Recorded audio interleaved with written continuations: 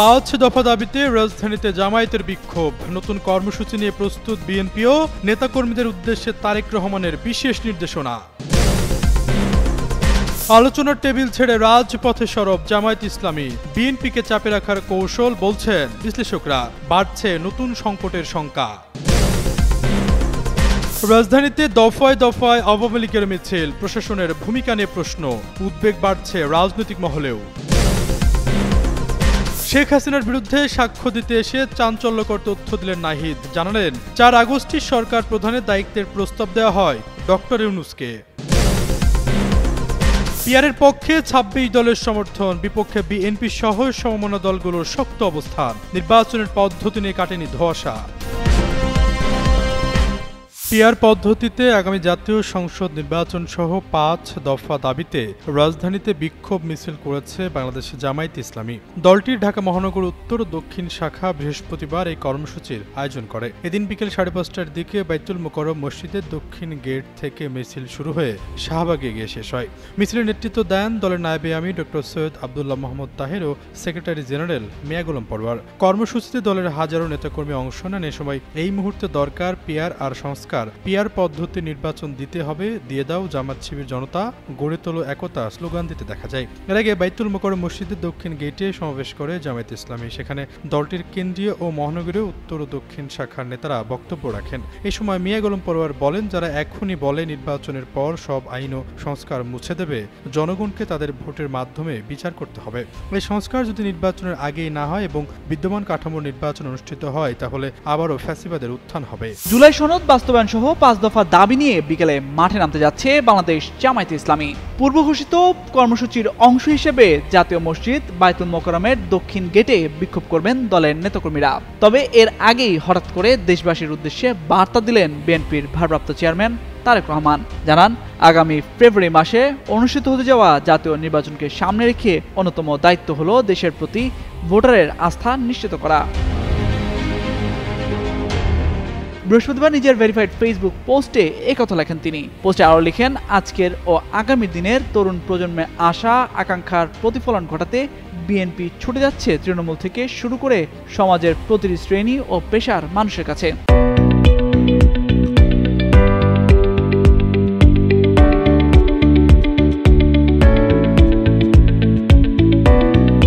সমন্বিত এই প্রয়াসের মাধ্যমে নিশ্চিত করতে চান স্বচ্ছতা ও জবাবদিহিতা। এর মধ্যে নানা অভিযোগের প্রেক্ষিতে 7,000-এরও বেশি দলীয় সদস্যের বিরুদ্ধে সাংগঠনিক ব্যবস্থা নেওয়া হয়েছে। দুর্নীতি, চাঁদাবাজি ও অসদাচরণের দায়ে কেউ পদচ্যুত হয়েছেন, আবার অনেকেই বহিষ্কৃত হয়েছেন। তারেক রহমান আরও লেখেন, জনগণের সঙ্গে সরাসরি সংযোগ ও যোগাযোগ আরও শক্তিশালী করছে বিএনপি। শিক্ষা, স্বাস্থ্যসেবা, তরুণদের কর্মসংস্থান ও জলবায়ু পরিবর্তন এবং ডিজিটাল উদ্ভাবনের প্রতিশ্রুতি সহ 31 দফা কর্মসূচির ভিত্তিতে নীতিমালা গড়ে উঠেছে। বিএনপির পরিচয় হোক সেবা, ন্যায় বিচার ও দক্ষতার প্রতীক হিসেবে, এমনটাই প্রত্যাশা তার। বিএনপির এই শীর্ষ নেতা লেখেন, বাংলাদেশের বর্তমান চ্যালেঞ্জগুলো আলাদা, তাই পদক্ষেপগুলোকেও হতে হবে নতুনভাবে চিন্তা নির্ভর। তরুণরা চায় বাস্তব সুযোগ, তারা ফাঁকা বলি চায় না। জনগণ চায় স্থিতিশীলতা, তারা বিশৃঙ্খলা চায় না। আর বিশ্ব চায় বাংলাদেশ হোক একটি বিশ্বাসযোগ্য ও সম্মানিত গণতান্ত্রিক রাষ্ট্র। এই প্রত্যাশাগুলো পূরণে তারা দৃঢ় প্রতিজ্ঞ বলে জানান দলের ভারপ্রাপ্ত চেয়ারম্যান। তামজিদ মির্জা, যুগান্তর নিউজ। নির্বাচনের বাকি আর মাত্র 5 মাস। এর আগেই সরগরম দেশের রাজনীতির মাঠ। পাশাপাশি জুলাই গণ অভ্যুত্থানের পক্ষের শক্তিগুলোর মধ্যে অনৈক্য দৃশ্যমান হচ্ছে। এমনকি জুলাই জাতীয় সনদের ভিত্তিতে নির্বাচন ও বিভিন্ন দাবিতে আজ থেকে জামায়াত ইসলামী সহ 7টি রাজনৈতিক দল অভিন্ন কর্মসূচি পালন করতে যাচ্ছে। এমন পরিস্থিতিতে প্রায় সব মহলে আলোচনা হচ্ছে, তবে কি দেশের রাজনীতি নতুন মেরুকরণের পথে চলছে? বিশ্লেষকদের মতে বিএনপিকে রাজনৈতিকভাবে চাপে রাখার কৌশল হিসেবে দলগুলো কর্মসূচি দিয়ে থাকতে পারে। পরিবর্তিত অবস্থায় ঐক্য ধরে রাখতে অভ্যুত্থানের পক্ষের শক্তিগুলোকে আগে আলোচনার মাধ্যমে খুঁজতে হবে সমাধানের পথ। একে অপরকে ছাড় না দিলে সংকট নিয়ন্ত্রণের বাইরে চলে যেতে পারে। এজন্য সব পক্ষকে সংযত ও দায়িত্বশীল আচরণ করতে হবে। অন্যথায় বিভক্তি বিভাজনের এই সুযোগ নেবে পরাজিত শক্তি।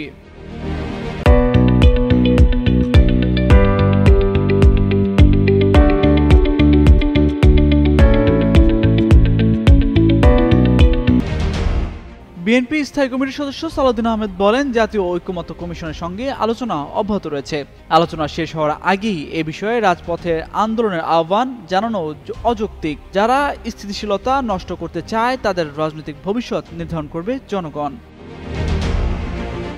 তবে জামায়াত ইসলামীর সহকারী সেক্রেটারি জেনারেল মাওলানা আব্দুল হালিম বলেন, সমমনা রাজনৈতিক দলগুলো একই দাবিতে কর্মসূচি দিয়েছে। জনমতকে মজবুত করতে এই কর্মসূচি বরং ঐকমত্য কমিশনের সিদ্ধান্ত নেওয়ার ক্ষেত্রে এটা আরও সহায়ক হবে। এ দাবিটা যে জনগণের সেটা প্রমাণ করার জন্যই এই কর্মসূচি বলেও জানান তিনি। এ প্রসঙ্গে ঢাকা বিশ্ববিদ্যালয়ের রাষ্ট্রবিজ্ঞান বিভাগের অধ্যাপক ডক্টর সাব্বির আহমেদ বলেন, ইসলামী দলগুলো সাম্প্রতিক সময়ে বিভিন্নভাবে বিশেষ করে বিশ্ববিদ্যালয়ের ছাত্র সংসদ নির্বাচনে তাদের উত্থান ঘটেছে। এই উত্থানটার মাধ্যমে তারা একটি বার্তা দিতে চায়। বিএনপি সহ বড় দলগুলোকে টার্গেট করে তারা বার্তা দিতে চায় রাজনীতিতে তারা এখন গুরুত্বপূর্ণ শক্তি। তবে কর্মসূচি যাই দেয়া হোক, রাজনীতিতে জামায়াতে যে উত্থান তারা কখনোই নিজেদের ক্ষতি নিজেরা ডেকে আনতে চাইবে না বলেও মনে করেন এই বিশ্লেষক। তামজিদ মির্জা, যুগান্তর নিউজ। দেশের পরিস্থিতি অস্থিতিশীল করার পায়তারা চালাচ্ছে কার্যক্রম স্থগিত রাজনৈতিক দল আওয়ামী লীগ। এরই অংশ হিসেবে দফায় দফায় রাজধানীর বিভিন্ন জায়গায় ঝটিকা মিছিল করছে দলের নেতাকর্মীরা। এবার ঢাকার হাজারীবাগ থানার বেড়িবাঁধ এলাকায় ঝটিকা বিক্ষোভ মিছিল করেছে ঢাকা মহানগর দক্ষিণ আওয়ামী লীগের নেতাকর্মীরা। বৃহস্পতিবার সকালে প্রায় 15 থেকে 20 জন যুবক ব্যানার নিয়ে হঠাৎ করে মিছিল শুরু করে। এ সময় তাদের স্লোগানে ভারতে পলাতক সাবেক প্রধানমন্ত্রী শেখ হাসিনার ফিরে আসার বার্তা দেয়া হয়। মাত্র 5 মিনিট সড়কে অবস্থান করে তারা ব্যানার গুটিয়ে এলাকা ছেড়ে পালিয়ে যায়। এরপর পুলিশ এসে 11 জনকে গ্রেপ্তার করে। হাজারীবাগ থানার ওসি সাইফুল ইসলাম বলেন, আওয়ামী লীগের ঝটিকা মিছিল চলাকালে পুলিশ তাৎক্ষণিক ব্যবস্থা নিয়ে 11 জনকে গ্রেপ্তার করেছে। তাদের মধ্যে কারা সরাসরি মিছিলে অংশ নিয়েছে আর কারা আশপাশ থেকে ধরা পড়েছে তা যাচাই বাছাই চলছে। যাচাই শেষে যার বিরুদ্ধে প্রমাণ পাওয়া যাবে তাদের বিরুদ্ধে আইনগত ব্যবস্থা নেওয়া হবে বলেও আশ্বাস দেন তিনি। ওয়ালটন এখন দেশের সীমানা পেরিয়ে পৌঁছে গিয়েছে 50টিরও বেশি দেশে। ওয়ালটন, ঘরে ঘরে বিশ্বজুড়ে। এর আগে মঙ্গলবার রাজধানীর শ্যামলীর শিশু মেলার সামনে ঝটিকা মিছিল করে কার্যক্রম নিষিদ্ধ আওয়ামী লীগ। এই সময় একটি ককটেল বিস্ফোরণের ঘটনা ঘটে। শেখ হাসিনার সরকার পতনের আগেই পূর্ব প্রস্তুতি হিসেবে ডক্টর মোহাম্মদ ইউনূসকে প্রস্তাব দেওয়া হয়। জুলাই গণঅভ্যুত্থানের অন্যতম সংগঠক ও জাতীয় নাগরিক পার্টি এনসিপির আহ্বায়ক নাহিদ ইসলাম খোদ এ তথ্য জানিয়েছেন। বৃহস্পতিবার বিকেলে বিচারপতি গোলাম মর্তুজা মজুমদারের নেতৃত্বে 3 সদস্যের ট্রাইব্যুনাল বেঞ্চে এ জবানবন্দি দেন তিনি। নাহিদ জানান, গত বছরের 4 আগস্ট শাহবাগে অবস্থান কর্মসূচি পালনের সময় 6 আগস্ট মার্চ টু ঢাকা কর্মসূচি ঘোষণা করা হয়। তবে তৎকালীন আওয়ামী লীগ সরকারের হত্যাযজ্ঞ ও কারফিউর আশঙ্কায় কর্মসূচি এগিয়ে আনা হয় 5 আগস্টে। এনসিপির আহ্বায়কের দাবি, ওই সময় মোবাইল ও ইন্টারনেট বন্ধের প্রস্তুতি নেয় আওয়ামী লীগ সরকার এবং তাদের গুম বা হত্যার পরিকল্পনাও ছিল। নাহিদ আরও বলেন, জুলাইয়ের আন্দোলনকারী নেতাদের গ্রেপ্তারের পর আন্দোলন প্রত্যাহারের চাপ দিয়েছিল শেখ হাসিনা প্রশাসন। 16 জুলাইয়ের পর গণমাধ্যমে হত্যাযজ্ঞের প্রকৃত তথ্য প্রচার বন্ধ হয়ে যায়। তিনি সাক্ষ্যে বলেন, শেখ হাসিনা, সাবেক স্বরাষ্ট্রমন্ত্রী আসাদুজ্জামান কামাল সহ আইন শৃঙ্খলা বাহিনীর শীর্ষ কর্মকর্তারা জুলাই গণহত্যার জন্য দায়ী। তাদের দৃষ্টান্তমূলক শাস্তির দাবি জানান তিনি। এর আগে বুধবারের জবানবন্দিতে আন্দোলনকালে শিক্ষার্থীদের ওপর কার্যক্রম নিষিদ্ধ আওয়ামী লীগ ও নিষিদ্ধ সংগঠন ছাত্রলীগের দমন নিপীড়নের বর্ণনা দেন তিনি। আসন্ন জাতীয় সংসদ নির্বাচনের পদ্ধতি নিয়ে চলছে কথা লড়াই। জামায়াতসহ বেশ কিছু রাজনৈতিক দল পিআর পদ্ধতিতে নির্বাচনের দাবিতে রাজপথে সোচ্চার। অন্যদিকে দেশের প্রধান রাজনৈতিক দল বিএনপি সহ সমমনা দলের নেতারা পিআরের বিরুদ্ধে অবস্থান নিয়েছে। নির্বাচন কমিশন এরই মধ্যে ভোটের রোডম্যাপ ঘোষণা করলেও পিআর নিয়ে কোনো সিদ্ধান্তে পৌঁছাতে পারেনি। তবে এই সংবিধানের অধীনে পিআর পদ্ধতিতে নির্বাচন সম্ভব নয় বলে স্পষ্ট করেছেন প্রধান নির্বাচন কমিশনার। ভোটের পদ্ধতি নিয়ে দ্বিধাদ্বন্দ্বে অন্তর্বর্তী সরকারও। তবে সমস্যার সমাধানে রাজনৈতিক দলগুলোর সঙ্গে দফায় দফায় বৈঠক চলমান রেখেছে ঐকমত্য কমিশন। সম্প্রতি ইউরোপিয়ান পার্লামেন্টের উচ্চ পর্যায়ের একটি প্রতিনিধি দলের সঙ্গে বৈঠক শেষে জামায়াত ইসলামীর নায়েবে আমির সৈয়দ আবদুল্লাহ মোহাম্মদ তাহের দাবি করেন, বর্তমানে 31টি দলের মধ্যে 26টি পিআরের পক্ষে মত দিয়েছে। তিনি জানান, এর মধ্যে কিছু দল উচ্চকক্ষে পিআর চাচ্ছে আর কিছু দল নিম্নকক্ষে, আবার কিছু দল উভয় পক্ষেই পিআর চাচ্ছে আর জামায়াতে ইসলামী উভয় পক্ষেই পিআর চাচ্ছে।